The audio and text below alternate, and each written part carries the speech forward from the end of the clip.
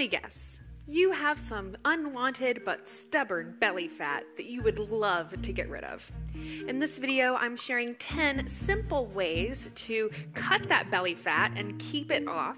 We're also going to be sharing a lot of other tips and workouts on our social media, so I hope that you will follow us there as well so that you can tackle that belly fat once and for all.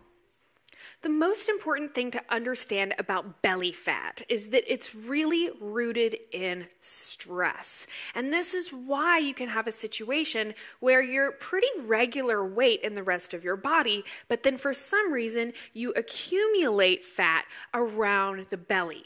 So because stress and belly fat really go hand in hand, handling and managing your stress is going to be a really important factor to helping your body let go of that extra fat.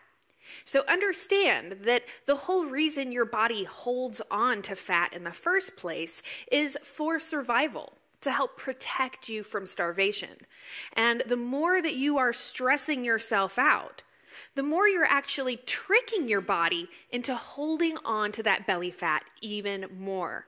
So, while it's not exactly easy to live a stress-free lifestyle, one thing you can do is actively make time to do things that are relaxing and stress relieving.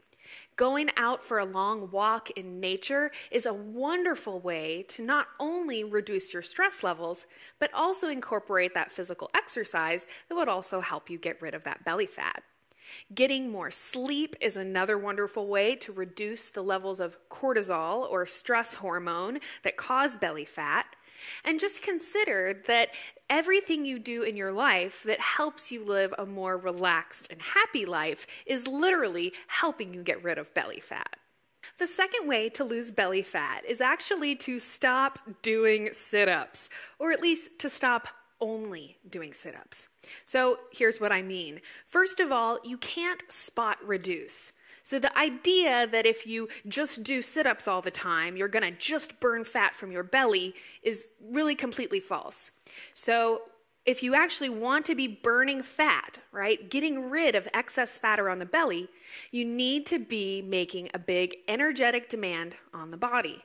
And so the best way to do this is actually by working out the bigger muscle groups. So consider that your abdominal muscles are actually quite small compared to your leg muscles or your glute muscles. And those bigger muscle groups actually burn a lot more fat when you're working them. So you want to make sure, number one, that you're getting a good variety of different types of exercise. You're not just doing crunches. You want to be working out those larger muscle groups and doing full body cardio, because that's actually going to help your body to burn off that unwanted fat.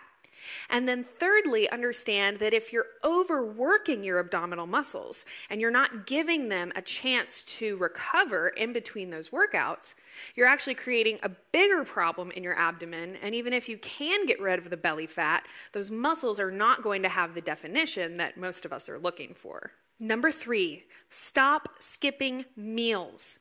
A lot of us who are trying to lose weight kind of have this feeling that if we just ate less, or if we just skipped a meal here and there, that we would actually end up eating fewer calories and losing more weight. But in fact, the opposite is true.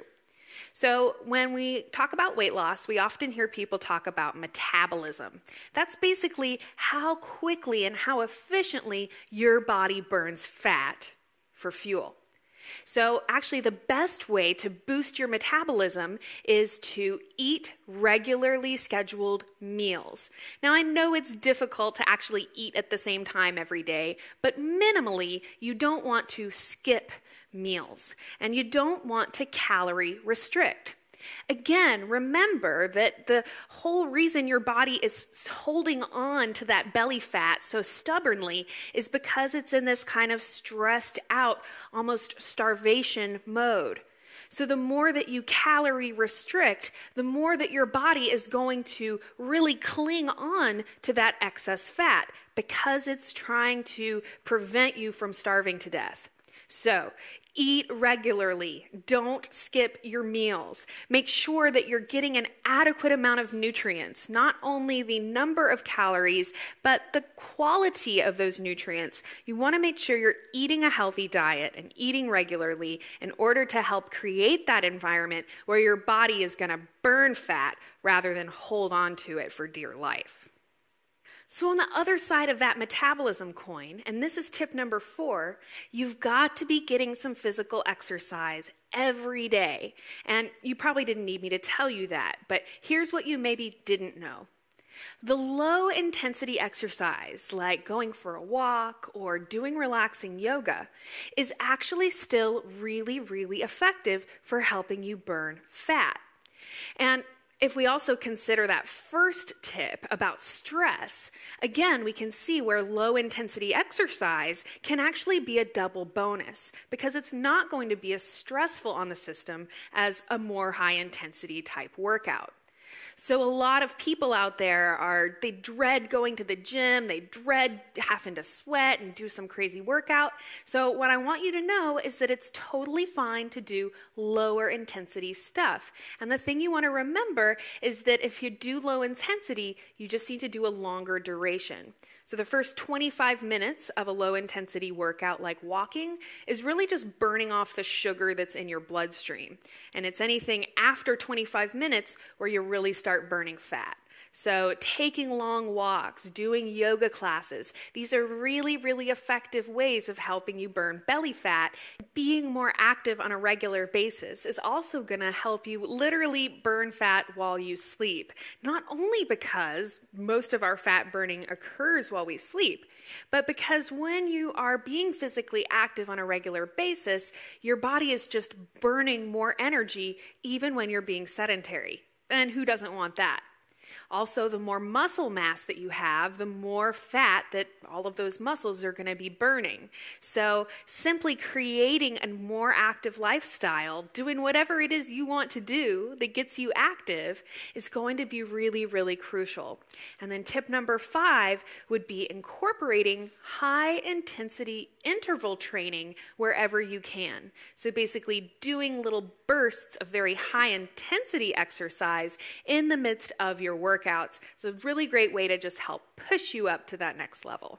So tip number 6, and this is a really important one, is about protein. One of the biggest mistakes that people make who are trying to lose weight is actually eating too much protein rather than too little. So it's recommended that you only need 3 to 6 ounces of protein at a single meal. And consider that most people are eating significantly more protein than that. So it's very important that you do have protein at every meal, okay? It's very important. But it's also important that you don't exceed that 6 ounces. Because over that amount, protein actually starts becoming toxic when it breaks down in your body. So make sure it's at every meal, make sure it's not too much, and make sure it's high quality. Because most of those protein powders out there with soy protein isolate and whey protein, this is just trash in terms of quality. So I have a couple videos on sources of protein that you can reference to find those good quality sources. But man, oh man, this is such an important tip. Another important thing to do is try to eat vegetables with every meal, or at least as close to it as you can. So not only because vegetables have all these important nutrients that help your body do the functions it needs to do, like burning fat, but also because when you eat vegetables with your meal, it actually creates almost like a coating around that food as it moves through your digestive tract. It actually improves your body's ability to digest the meal you just ate. It improves your body's ability to break down that protein that you ate, and it kind of slows the process of that meal moving through your digestive tract, so that meal will keep you feeling fuller longer.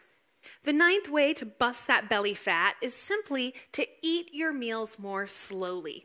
When you chew your food more thoroughly, you're actually going to release more digestive enzymes into the food. So literally, you digest the food better the more that you chew it.